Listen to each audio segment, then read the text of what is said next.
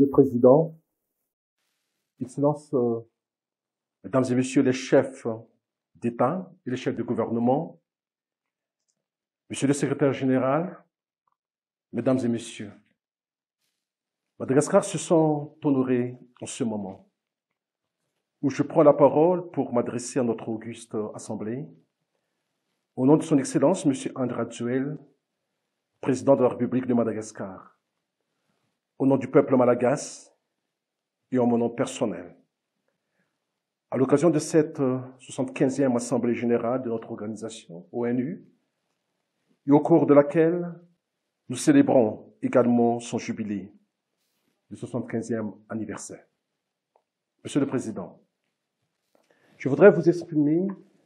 mes sincères félicitations pour votre élection, ainsi que tous mes souhaits de succès dans la conduite de cette session si particulière, à la fois par la célébration hautement symbolique de ce jubilé, comme je l'ai dit auparavant, et par la situation exceptionnelle de la pandémie du Covid-19 que le monde entier vit et combat à l'heure actuelle. Je souhaiterais également renouveler mes encouragements à notre secrétaire général pour réussir sa haute mission au service des États membres. Excellences, Mesdames et Messieurs, vu la gravité de l'expansion planétaire de la pandémie du Covid-19 et des impacts incommensurables sur l'humanité entière, engendrant, entre autres, près de 1 million de décès dans le monde, dont 216 dans mon pays, je voudrais exprimer ici, à cette tribune, le message de solidarité, de compassion et d'encouragement à toutes les nations et à tous les peuples du monde. En effet, nous célébrons le 75e anniversaire des Nations Unies dans des circonstances exceptionnelles, à distance les uns des autres, et nous devrons considérer cette preuve de fragilité du monde comme une opportunité de nous rapprocher dans notre foi commune, en notre avenir collectif, autour des valeurs humaines de paix et de prospérité partagées qui animent notre organisation. Dans ce contexte d'incertitude que traverse notre planète commune, où il est indéniable de se rendre compte que les efforts individuels et les gains individualistes ont atteint la limite du bon sens et de l'efficacité, nous devrions prendre conscience de ce qui est le plus important dans les valeurs partagées de notre organisation, comme l'unité, la solidarité entre les peuples et la coopération entre les nations. Nous devrions ainsi réaffirmer à la fois nos engagements envers ce qui nous rassemble et notre rejet de ce qui nous divise. C'est par la solidarité et la coopération que nous pourrions venir à bout de la pandémie du Covid-19. C'est là l'image et le sens réel et bénéfique que nous pourrions offrir et recevoir du multilatéralisme. Excellences, Mesdames et Messieurs, comme au tout début de son histoire, il y a 75 ans, les défis immédiats de l'Organisation des Nations Unies sont encore immenses et en cette période et année de jubilé. Le Covid-19, une menace commune, ne fait aucune distinction d'âge, de genre, de religion ni de race. Les profonds déséquilibres économiques et les inégalités sociales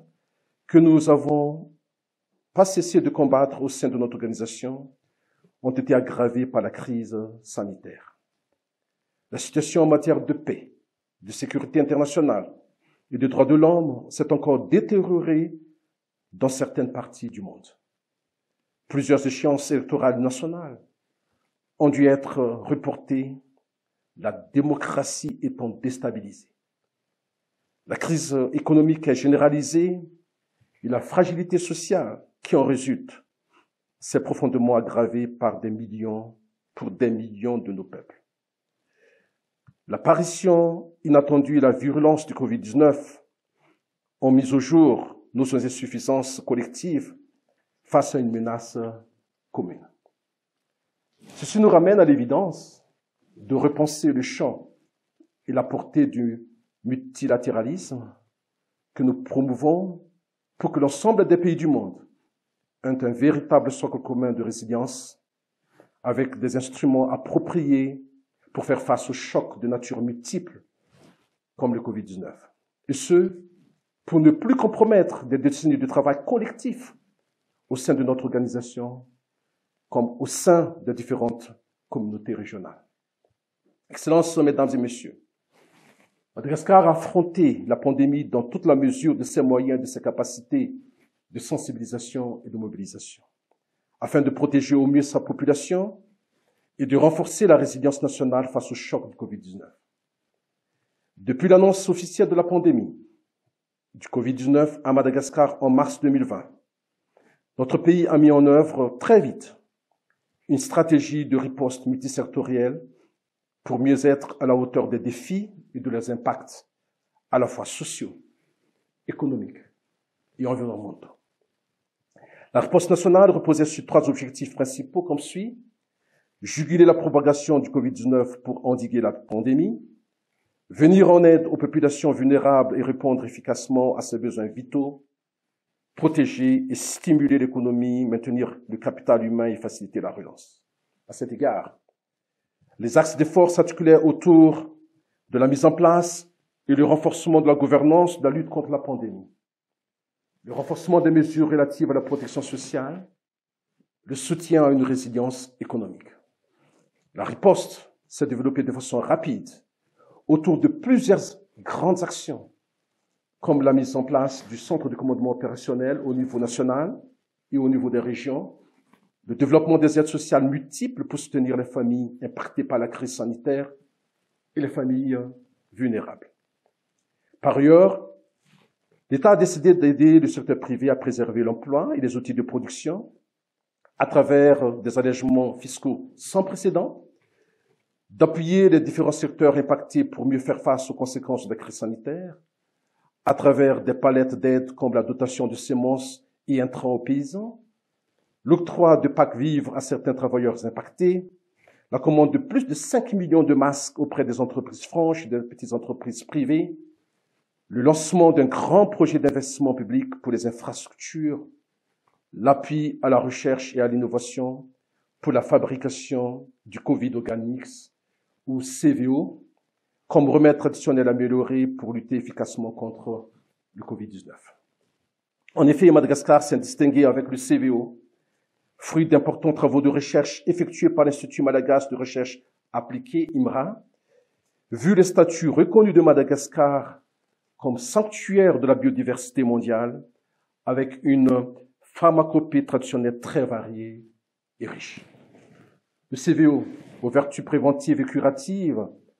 a pu sans nul doute éviter à Madagascar une tragédie humaine, comme malheureusement ce qui s'est passé dans beaucoup de pays de par le monde, avec l'expansion du Covid-19, puisque le pays a procédé à une distribution massive de ce remède, couplée à la prise de multiples mesures sanitaires et sociales. Dans cette épreuve, Madagascar n'a pas lutté seul, mais a bénéficié des soutiens précieux et substantiels de la communauté internationale, des scientifiques de tous horizons. Je tiens à leur exprimer ici, à tous, sans exception, la profonde reconnaissance du gouvernement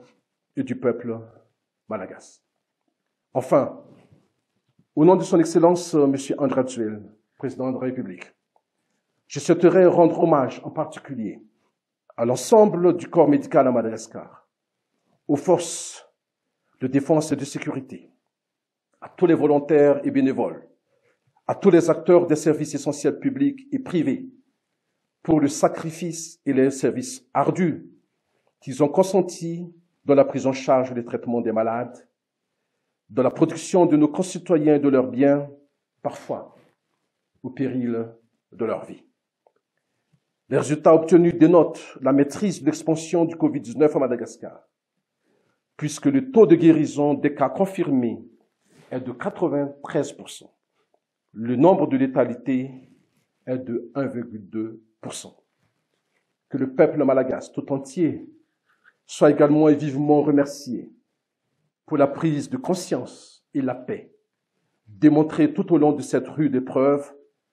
et pour le sacrifice doublé de patriotisme qu'il a fait montre dans cette page difficile de l'histoire du pays,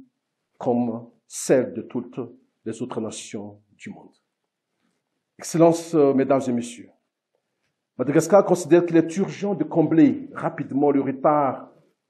que le monde a accumulé dans les réflexions et actions communes et synergiques face aux impacts du Covid-19. Dans cette perspective, il est devenu impératif de concevoir et promouvoir un nouveau concept avec de nouveaux instruments de réponse innovants, favorisant les initiatives globales, régionales et locales dans la production des intrants médicaux, notamment des médicaments et des vaccins. Renforcer la coopération internationale dans le domaine de la santé pour favoriser les avantages comparatifs de chaque pays dans la multiplication des modèles adaptés au niveau de technologie et d'innovation atteints par les pays et pour promouvoir un accès universel aux pratiques innovantes et aux données scientifiques. Mettre en place des mécanismes de financement des systèmes de santé. Vu le défi mondial sur le plan sanitaire insufflé par le Covid-19, ces propositions ne pourraient se réaliser que grâce à une coopération sans précédent entre les nations, le monde de la recherche scientifique et médicale, le secteur de l'industrie pharmaceutique et les partenaires multilatéraux. Excellences, Mesdames et Messieurs, Madagascar entend rattraper le retard de son développement. Dans ce cadre, d'importantes actions prioritaires sont engagées dans plusieurs domaines, tels que le renforcement de la lutte contre la corruption, notamment au niveau de l'administration publique. Garant d'une bonne gouvernance, les secteurs de la sécurité et de la justice sont également renforcés, malgré les effets du Covid-19 dans les ressources de notre pays. Le respect de l'état de droit et la promotion de démocratie responsable nous amènent à organiser les élections sénatoriales en décembre 2020,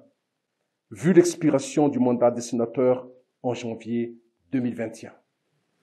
La question du développement économique et du progrès social reste l'une des priorités de notre pays, car seule une prospérité partagée peut engendrer un effet vertueux en faveur du bien-être social de nos populations et garantir un meilleur avenir pour nos enfants. Aujourd'hui, la communauté internationale est à nos côtés en tant que partenaire de nos multiples actions pour relever ces défis importants de développement auxquels Madagascar fait face. Je saisis cette opportunité pour remercier nos partenaires pour leur engagement total pour Madagascar et son peuple. Excellences, Mesdames et Messieurs, la pandémie du Covid-19 a mis en lumière les limites du multilatéralisme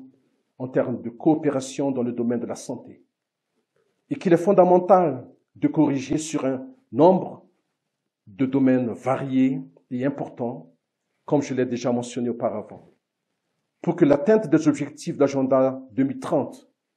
ne soit pas entièrement remise en cause par les effets induits de la pandémie. À la lumière de nos défis communs, Madagascar appelle aujourd'hui à une nouvelle initiative universelle multilatérale à travers l'adoption d'un agenda global post-Covid placé sous la bannière des Nations Unies. Cette initiative, pouvant être limitée dans le temps, serait destinée à mieux diversifier et coordonner tous nos engagements multilatéraux et nos actions contre les risques socio-économiques importants que pose la crise sanitaire actuelle, en particulier sur les économies les plus vulnérables. Cette approche que nous souhaitons plus focalisée et plus dynamique nous permettra ensemble de reprendre confiance en nous-mêmes